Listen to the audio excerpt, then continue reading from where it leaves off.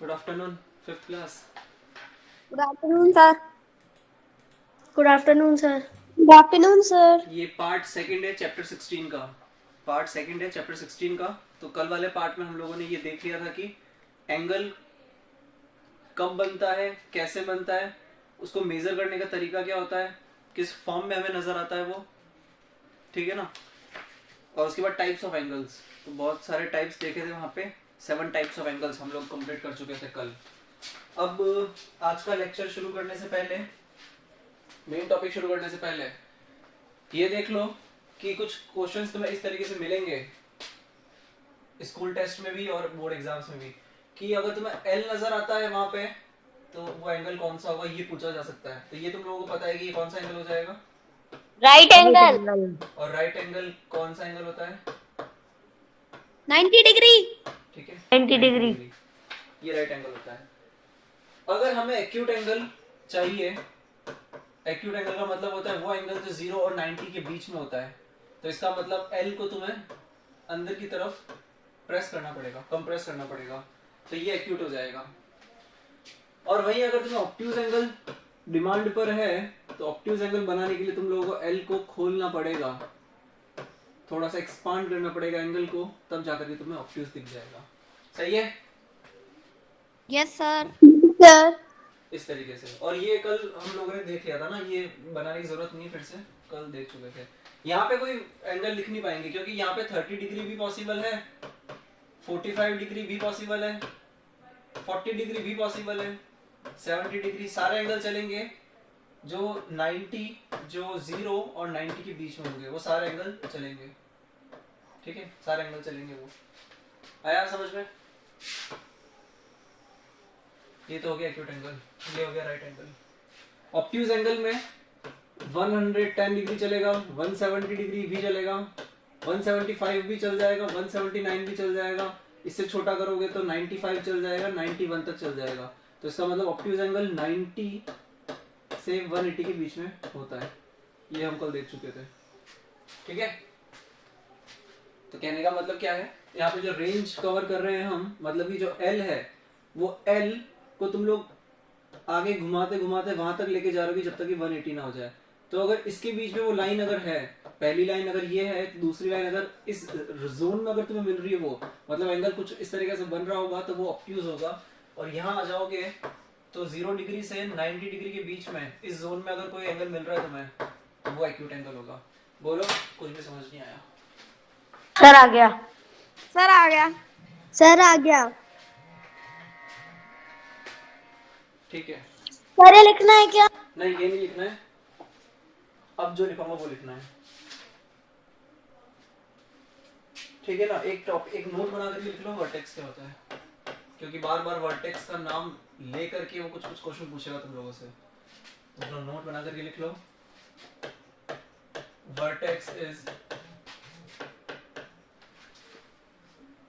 Vertex is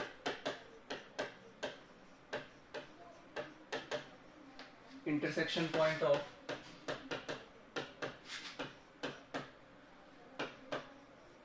to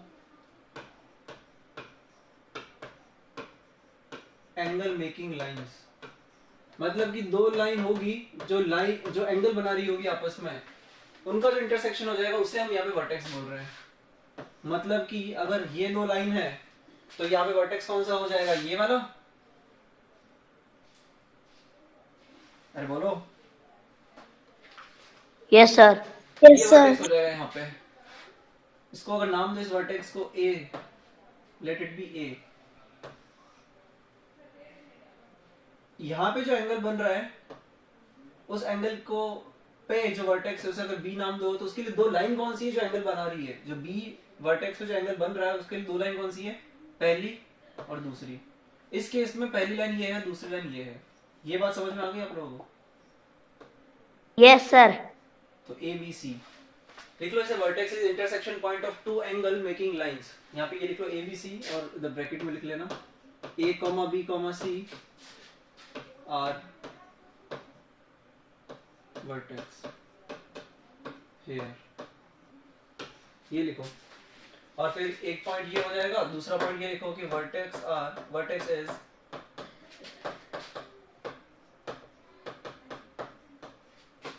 written by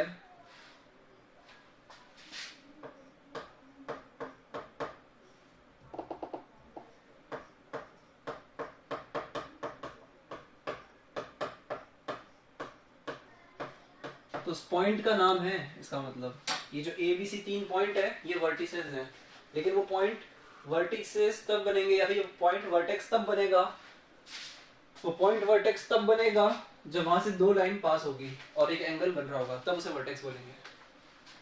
copy कर लो इसे।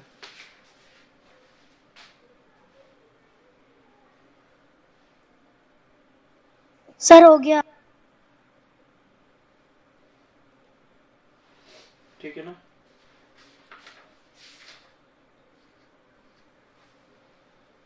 Practice work discuss कर लेते हैं एक बार और उसके बाद फिर। Okay sir. सर हो गया। ठीक है। Sir complete. सर नहीं हुआ।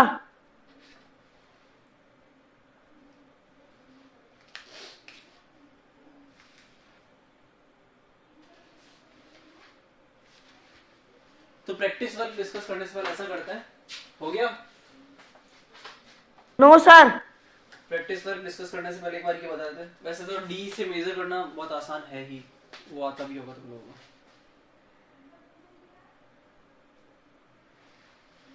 लेकिन एक बार देख लेते हैं कैसे करोगे, कितना टाइम लगाओगे। सर हो गया। सबका yes sir. Yes sir. Yes sir.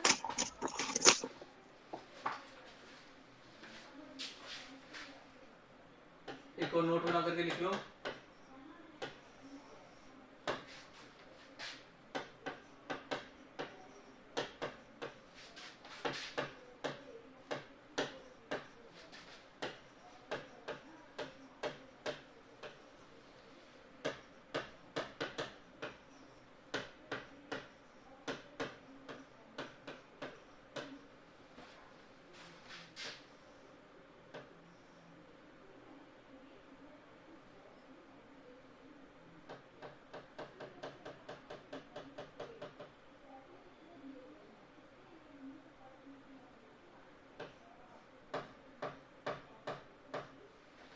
कुछ इस तरीके से दिखता है वो प्रोट्रैक्टर, ठीक है। पर मेजर कैसे करोगे, सर हो गया। जो भी एंगल दे रखा है तुम लोगों को,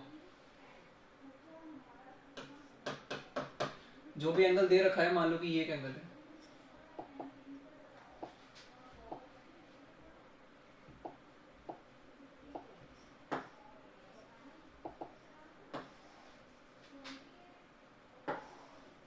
मान लो कि ये एक एंगल बन रहा है यहाँ पे,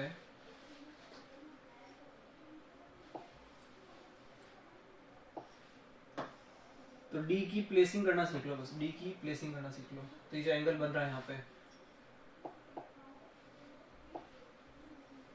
डी को इस तरीके से रखो, यहाँ पे जो सेंटर पॉइंट होता है, जो सेंटर पॉइंट होगा डी का, उसे यहाँ पे रखो, और ये वाली जो बॉटम लाइन है, जो लास्ट वाली जो लाइन है, मतलब डी का जो बॉटम स्केल है, उसे रख दो यहाँ पर इस अलोंग, तो वो कुछ इस तरीके से रखने में आएगा, समझे, समझ रहे ना। Yes sir. Yes sir. तो इस तरीके से रखने में आएगा। Yes sir. अब उसकी स्केल होती है 0 से 180, स्केल कितनी होती है उसकी, यहाँ पे लिख लो एरो बना करके, स्केल होती है उसकी, scale from 0 degree to 180 degree, मतलब कि 0 टू 180 ही वो मेजर कर सकता है। तो तुम लोग बोलोगे कि फिर 180 से 360 के बीच में कैसे मेजर करेंगे, वो उसकी बात अभी करने की जरूरत नहीं है, वैसे तो कभी काम आएगा तो बता देंगे उसे, लेकिन अभी ये ध्यान रखो कि 0 से 180 नापना तुम लोगों के लिए आसान है इस इंस्ट्रूमेंट का यूज करके, ठीक है ना। तो इसको तुमने रख दिया इस एंगल के ऊपर, तो इस तरीके से रखा कि सेंटर पॉइंट जो है वर्टेक्स के ऊपर आएगा, मिडल वर्टेक्स के ऊपर आएगा, और मिडल पॉइंट जो है वर्टेक्स के ऊपर आएगा। फिर ये वाली जो बॉटम लाइन है वो पहली लाइन के पैरेलल करस्पॉन्डिंग में तुमने रख दी इसको। अब मेजर कर लो, यहाँ पे 0 यहाँ से शुरू होगा, भाई एक लाइन के ऊपर दूसरी लाइन होती है तभी तो 0 होता है, लेकिन वो खुल के वहां तक चला गया, तो यहाँ पे जो भी एंगल दे रखा होगा, फॉर एग्जांपल मान लो कि यहाँ पे ये ऊपर की तरफ बीच में 90 होता है, ये 180 होता है, और यहाँ पे 0 डिग्री होता है, मान लो कि ये जो भी है, मान लो कि 60 डिग्री आ रहा है फॉर एग्जांपल, तो ये 60 हो जाएगा, इसे बना लो एक बार। तो तुम्हारे पास स्केल होगी, डी स्केल होगा तुम्हारे पास घर पे ना, वही प्रोटेक्टर को ही डी स्केल बोलते हैं। और बुक में जो भी एग्जांपल दे रखे हैं वो एक बार तुम खुद मेजर करके देखो कि क्या क्या एंगल्स उनके निकलते हैं। बना लिया सबने? Yes sir. बना लिया? Yes, sir. ठीक है। No, sir.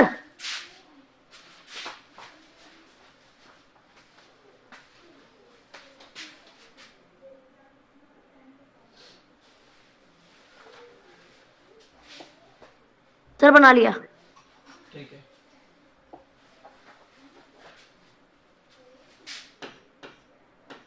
Page 63 practice work.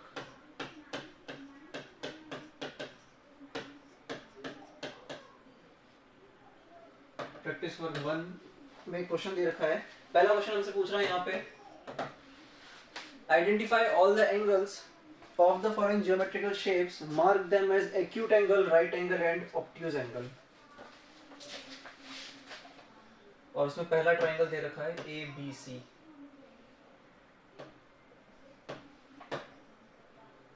बताओ भाई क्या दिमाग चलता है? मान लो कि ये वाला जो एंगल है, अगर मान लो कि वो राइट एंगल होता तो वो ये जो स्ट्रेट लाइन है L बना करके वो कुछ इस तरफ गया होता तो 90 डिग्री मिला होता तुम्हें ये, लेकिन वो 90 डिग्री नहीं है, L से अंदर की तरफ दबा हुआ है, तो इसका मतलब ये कौन सा एंगल है? एक्यूट। Acute angle. ऐसे ही अगर ये L बना रहा होता तो ये इस तरीके से स्ट्रेट होता है यहाँ पे L, लेकिन वो L नहीं है, L अंदर की तरफ है, तो इसका मतलब ये हो जाएगा एक्यूट। और सिमिलरली अगर ये लाइन है और अगर राइट एंगल होता तो कुछ इस तरीके से गया होता। सही है? Yes sir. तो ये एंगल भी हो जाएगा Yes, कौन सा? तीनों के तीनों एंगल क्या निकल गए? एक्यूट निकल गए। इससे करो वर्क। लिख लो, बुक में लिख लो, इसे कॉपी में लिखने की जरूरत नहीं है, बुक में लिख लो। एक्यूट एंगल तीनों, एक्यूट एंगल सर ये कॉपी में नहीं लिखना। नहीं, बुक में कर लो इसे, बुक में दे रखा है ना पेज 63 पे, बुक में पेज 63 में Yes, यहाँ पे मार्क sir. कर लो ABC, तीनों एक्यूट है। Okay sir. ठीक है ना?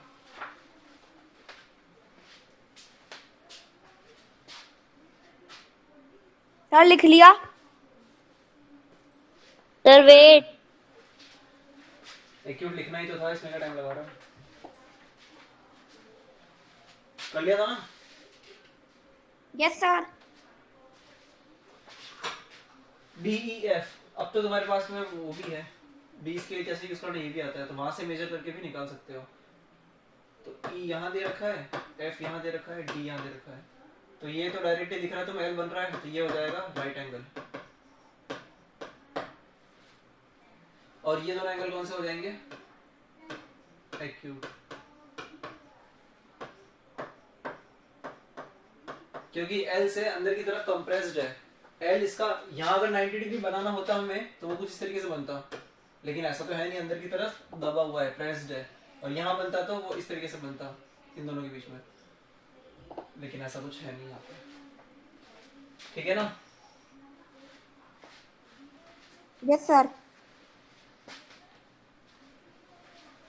ये सारे सर ये जी सर ये थर्ड वाला तो सर सारे ही राइट एंगल है। हाँ एग्जैक्टली, GIJH, तो सारे एंगल क्यों लिख दो यहाँ पे, GHIIJ, सारे के सारे राइट एंगल है। दिख रहा है ना? क्योंकि एक रेक्टेंगल दिख रहा है यहाँ पे, सारे कॉपी में रेक्टेंगल लिखना नजर आ है। रहा है। ठीक है?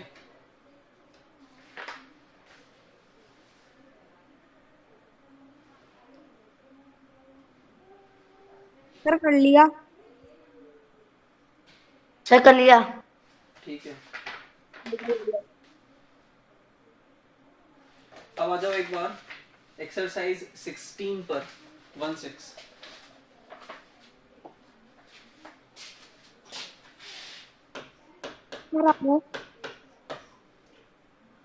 अच्छा ओके, यहाँ पे तो तुम्हें डी का यूज करते हुए इनका मेजरमेंट बताना है, तो पहले क्वेश्चन में कुछ इस तरीके से दे रखा है, तो ये तो तुम लोग सर ये कॉपी में लिखना है। कितना कितना है, अगर किसी के पास है भी डी तो सर ये कॉपी में लिखना है। नई बुक में लिख लो, बुक में जगह दे रखी है। एक्सरसाइज 16 बुक में दे रखा है। सेकंड क्वेश्चन कॉपी में करना पड़ेगा क्योंकि यहाँ पे एंगल्स ड्रॉ करने पड़ेंगे तुम लोगों को, यस सर। ठीक है। तो ये वाला क्वेश्चन कर लोगे। ये कितना एंगल आ रहा है यहाँ पे, फर्स्ट क्वेश्चन का फर्स्ट पार्ट, अरे बोलो भाई। सेकंड क्वेश्चन कुछ इस तरीके से है। थर्ड क्वेश्चन तो 90 डिग्री दिख ही रहा है। फोर्थ क्वेश्चन ऑब्ट्यूज एंगल आएगा, सेकंड भी ऑब्ट्यूज आएगा, फर्स्ट एक्यूट आ गया, फिफ्थ ऑब्ट्यूज आएगा और सिक्स्थ वाला स्ट्रेट एंगल 180 डिग्री। अरे बताओ भाई, सो रहे हो सब?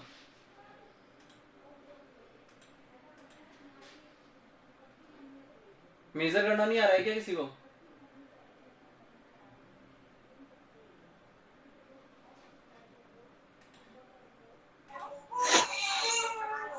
ठीक है, तो मेजर अगर कर लिया तो बताओ। सर फर्स्ट वाले का 30 डिग्री, सेकंड,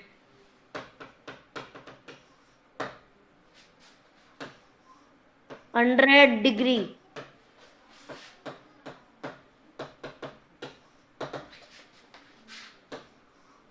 फोर्थ बताओ।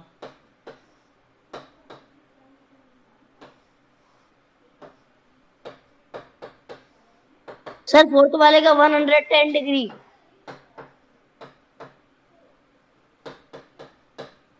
Fifth,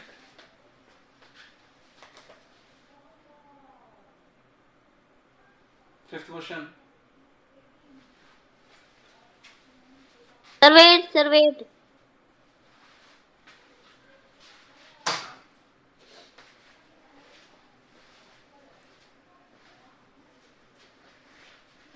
fifth question.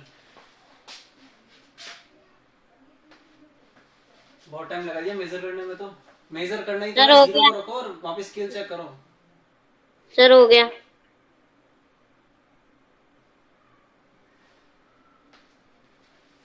ठीक है, मेजर कर लेना फिफ्थ वाला। वो आएगा ऑलमोस्ट 130 से 135 आना चाहिए। वैसे फिफ्थ क्वेश्चन 135 आना चाहिए ना।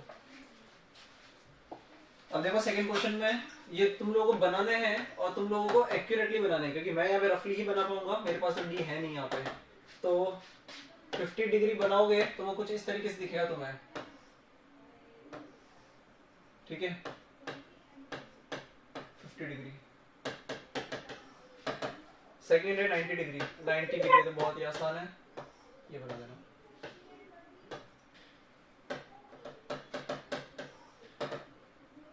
वन 10 डिग्री, 110 मतलब ऑब्ट्यूज एंगल, तो वो कुछ बाहर जाएगा। तो ये बनाने की जरूरत नहीं है अभी।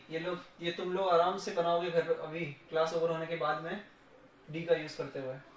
180 डिग्री तो बहुत ही आसान है। एक पॉइंट लो, एक लाइन उस तरफ फेंको, दूसरी लाइन इस तरफ फेंको और ये बना दो 180 डिग्री, ठीक है, बन जाएगा। किसी को कोई डाउट है? किसी को कोई डाउट?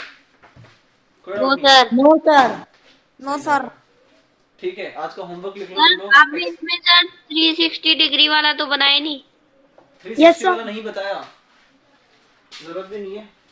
360 ऐसे बनेगा, एक लाइन दूसरी लाइन के ऊपर ही होगी और वो सर्कल बन जाएगा।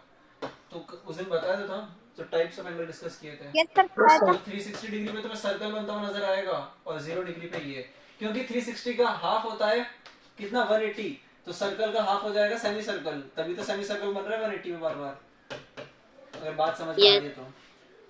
और 180 का भी अगर हाफ कर दोगे तो इधर 90 इधर 90, आया समझ में? Yes sir. और फिर 90 का हाफ कर दोगे तो ये 45 वो 45, और यहाँ भी हाफ करोगे तो ये भी 45 ये भी 45। और 90 प्लस 90 प्लस 90 करोगे मतलब वो होता है 270। तो एक बार 90 यहाँ मिल रहा है, दो बार 90 पे यहाँ चला गया, तो तीसरी बार पे यहाँ जाएगा, मतलब ये वाला एंगल कौन सा होगा, 270। और एक बार और 90 ऐड कर दोगे तो इस बार वो हो जाएगा 360, मतलब बचा हुआ 90 भी तुमने ऐड कर दिया। Yes sir. तो ये अगर नहीं ये वाला अगर पार्ट समझ में नहीं भी आया है तो कोई प्रॉब्लम नहीं है, इससे पहले पहले तक का अच्छे से प्रैक्टिस कर लो।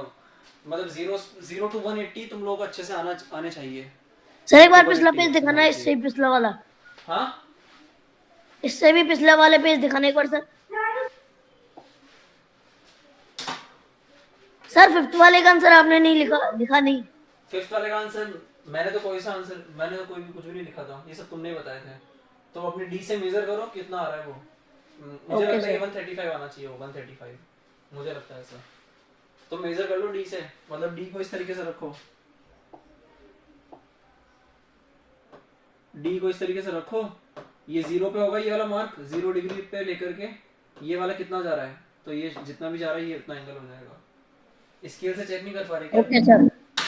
ठीक है, आज का होमवर्क लिख लो, कल हम डिस्कस वही करेंगे। मेंटल मैथ्स में करना है तुम लोगों को, क्योंकि बुक से तो जो भी था मैंने करवा दिया, मेन बुक में ज्यादा कुछ है नहीं। तो आज का होमवर्क लिख लो मेंटल मैथ्स का, एक्सरसाइज 44। Okay sir. नहीं सिर्फ ओके सर। 44 नहीं, और भी कुछ मिलेगा। 44